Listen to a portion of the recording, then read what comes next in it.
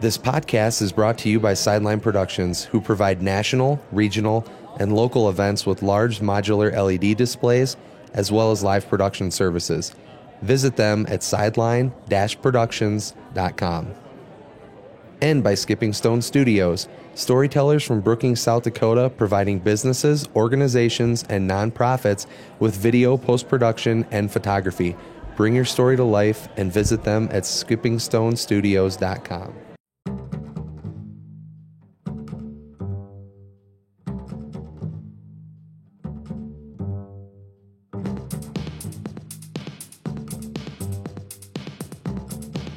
Well, it's truly been March Madness for us. We're on the road for a third week, and I apologize for the late posting of this week's podcast. We've had some late nights at the basketball tournaments, which has delayed my editing efforts. This last week, we had Kirsten Jesdal speak about her new venture that is launching this June. Kirsten first spoke at 1 Million Cups a year ago about Carrot Seed, and she's back to finalize her plans. Here she is.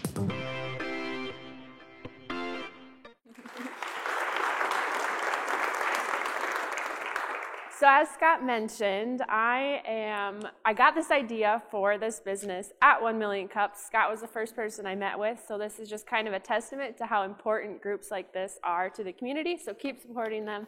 They're really important. Well, anyway, as Scott said, my name is Kirsten Jesdal, and I'm opening a new business in downtown Brookings, right on Main, in June. I'm not entirely sure what day yet, but sometime between June 1st and June 30th, but it's called the Carrot Seed Kitchen Co. It'll sell upscale kitchenware, gourmet food, and have some cooking classes. So we're at 312 Main Ave. That's right between JLG Architects and Cover to Cover. It used to be Bundle of Joy, but they moved down the street. And we are planning on being open Tuesday through Saturday. Tuesday through Friday, we'll be open 10 a.m. to 7 p.m. And then on Saturday, we'll be open 10 a.m. to 5 p.m. And then initially it'll just be myself and one other employee, but we'll look at having longer hours, maybe open on Sundays or bring on more staff over the holiday season. So to give you guys a good feel for what we're going to have to offer, I'm kind of going to go through the different product categories that we have so you get a good feel for what we are going to be doing. So it kind of breaks down into 10 categories. Bakeware, so that would be things like cookie sheets, cookie cutters, muffin tins, cupcake decorating tools. Barware, so cocktail shakers, stirrers, so specialty glasses like martini glasses, cookbooks and recipes, so that would be cookbooks and recipe cards and recipe card holders, magazines like Wholesome. Chef's tools, that's what you would normally think of when you look at a kitchen store, so things like whisks, spatulas, lemon zesters, kind of those more gadget tools. Cookware, so that would be anything you would use on top of your stove, so frying pans, stock pots, cutlery and cutting boards, so nice sets of knives, knife sharpeners, cutting boards, kitchen textiles, so aprons, hot pads, rugs, and kitchen electronics. This is one we're not going to have a ton of electronics, but we are going to have some. There are quite a few outlets available in Brookings currently that sell electronics, and it's also usually a kind of a big ticket item that you would do a lot of research online and end up buying it online. So we're going to have more specialty items, so like food dehydrators, sous vide cookers, vacuum sealers, that kind of thing, as well as a category for tabletop and gifts. So that would be water pitchers, cake holders, that kind of thing, just some kind of cute stuff. Again, we're not going to have a ton of that. There are a lot of home decor stores available in Brookings, but we will have some. So, looking specifically at the kitchenware products, if you kind of break it out to good, better, best, most of our products are going to kind of be in that better, best category. Again, there's quite a few places in Brookings currently where you could buy the good stuff, but it's kind of the more upscale, higher quality pieces that you can expect to last for many years. And beyond kitchenware stuff, we'll have gourmet food, so that covers things like spices, extracts, baking mixes, snacks, tea, coffee, soap.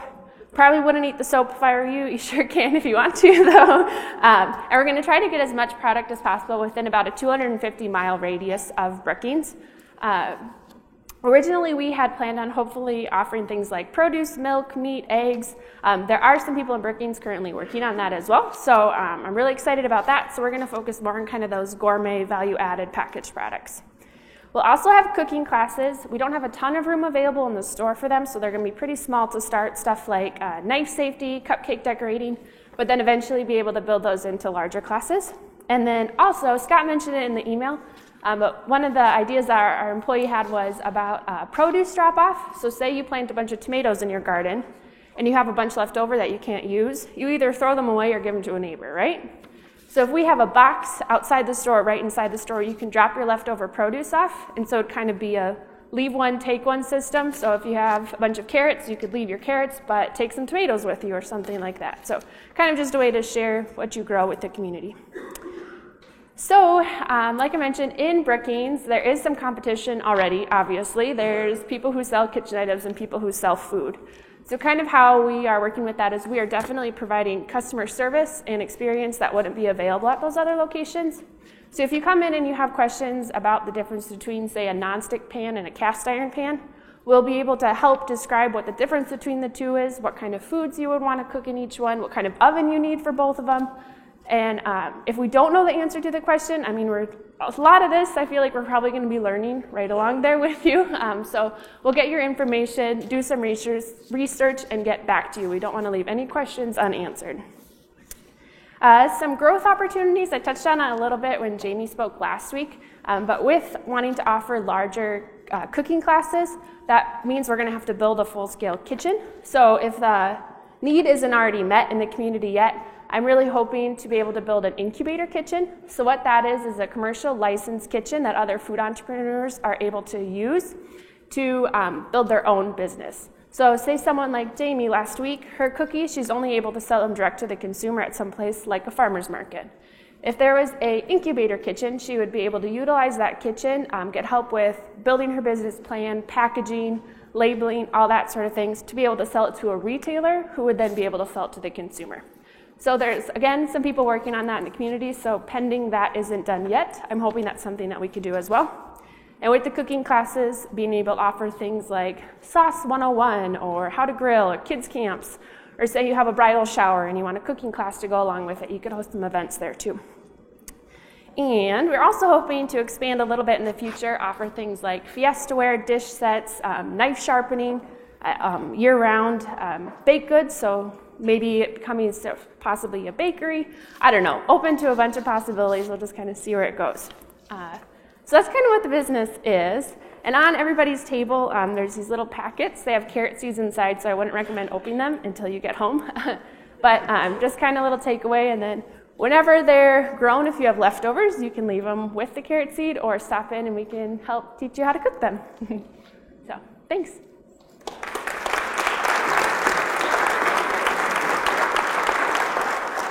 So you know the question we always ask, but before we get to that, could you tell us a little bit about your background with food and how you kind of got interested? And then we'll kind of ask how Brookings can help you. Yeah, when my dream from when I was little, my parents always joked I would make sand cakes in the backyard and it would be K's Just Desserts or whatever. So I always was interested in food. I went to school at SDSU for hospitality management, fell into a job with Aramark there. I planned events in the catering department. So I've always really liked food, develop menus and things. So kind of where the idea came from was actually sitting at 1 Million Cups and thinking about, okay, this person who was speaking was so happy and so passionate about what they were doing. And I was like, why am I not that passionate about anything? Like, what am I missing in my life that would make me as happy as that person? So I'm thinking about it and I'm like, okay, what does Brookings need? What do I like to do? I like to eat ice cream. I like to watch Netflix. They already make ice cream in Brookings. They already have a movie theater. So I like cooking, and more than that, I even like eating. So I kind of compared what I like doing to what Brookings needs, and it really meshed very well. So, yeah. Great. So then tell us, how can we help, how can Brookings help you to get started here? Pretty much the same thing everyone else says. Like us on Facebook. We do have a Facebook page up and running now. And then come shop at the Carrot Seed when we're open. Be patient with us to begin. Again, we're learning right along there with you. But I'm really excited. Should be good. Yeah, I'm hoping that's something that we can definitely help people with. I feel like sometimes when you walk into a store and you ask, hey, where are your cast iron pans? Salesperson may be able to point you in a direction, but they may have no idea how to use it, what it's for. They might not even know what cast iron is. So it's just being able to have someone that you can bounce questions off of and get some ideas from. Sure, yeah. With an incubator kitchen, basically it would be a commercial kitchen. So what we're hoping to do is that it would be available to people in the community. You have to do a lot of footwork ahead of time. You'd have to be licensed. You have to be registered as a business. It's not just kitchen use that would be available. It's helping you build a business. So it's not just a one-time use thing. It's to actually develop a product that you'll be able to use long term. And I know there's a couple incubator kitchens available in South Dakota, and then there's also a couple people willing to work with entrepreneurs already in Brookings. It's just a matter of formalizing it all, getting it all in one spot. So yeah, we're pretty lucky. The location that we're in, there is Ellie Elaine Arts is right down in the basement. It's a children's theater class group. So what we're kind of hoping to do is while they have classes, a lot of times the parents just sit downstairs. So we're hoping to have quick half-hour sessions where you can just come in. Initially, we're just going to have basically a hot plate and a toaster oven, so we're not going to be able to do a ton. But those are kind of those quick drop-in sessions. And then, of course, we're hoping to have the longer classes. I went to one in Minneapolis that was 5 hours long, which was really, really fun, but it took a whole afternoon. So yeah, we are definitely hoping to have the quick drop-in, leave ones, as well as the larger ones eventually. Sure, so it can be focused on one specific thing. So say that 5-hour class I went to was all about sauces, 5 hours on just sauce. But then you could also say I went to one where it was how to make a meal. So it went through making turkey, making a vegetable, and making a starch. Or there could be a kids class where it's teaching them how to make snacks that they can easily make on their own as soon as they get home from school. Something like that, or freezer meals where you'd come in and make, say, 10 freezer meals at a time. So the classes can definitely change and be themed to the different markets. So maybe there's one that's designed more for busy working moms, or for the kids, or for people going off to college. So you can really target different groups of people for classes.